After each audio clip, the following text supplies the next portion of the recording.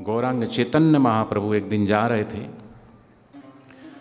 तो एक मंदिर के किनारे पर एक युवा ब्रह्मचारी श्रीमद् भगवद गीता को लेकर के निहार रहा था।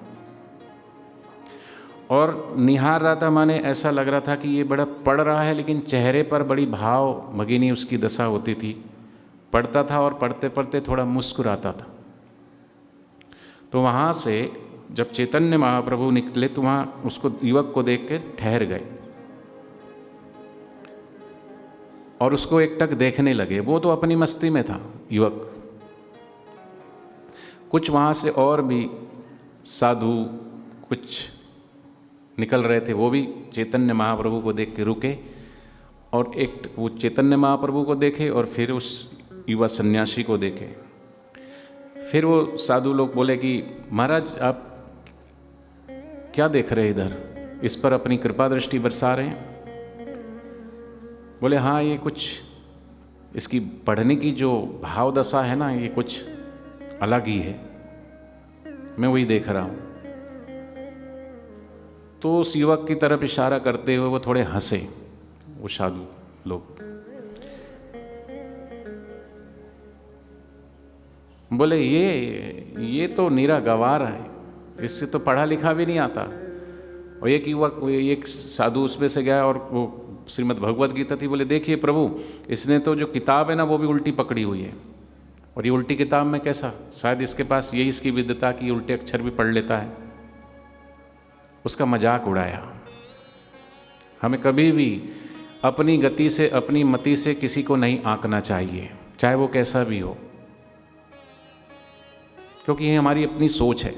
जरूरी नहीं है जो हम सोच रहे हैं वही हो। कई बार हम जो आंखों से देखते हैं वो भी झूठा होता है, क्योंकि वो हमारी दृष्टि, हम अपना दृष्टिकोण है ना।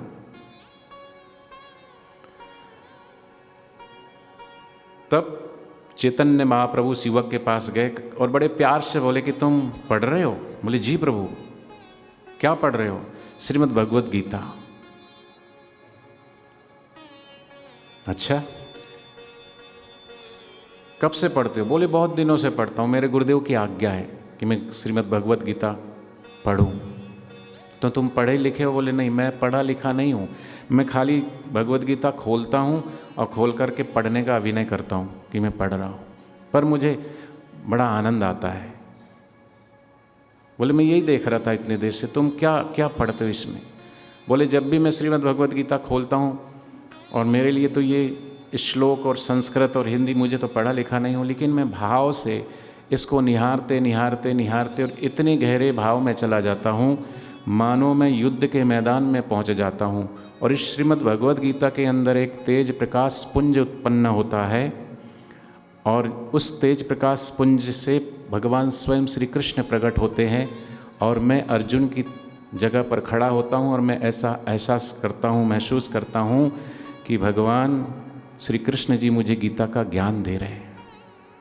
ये सुनकर के तो चैतन्य महाप्रभु की आंखें भी नम हुई और कहा देखो, तुम जिसको निरा गवार बोल रहे हो, तुम जिसका मजाक उड़ा रहे हो, तुम तो बाहर ही रूखे और सूखे रह गए, लेकिन ये तो भक्ति भाव में देखो कैसा डूबा हुआ है।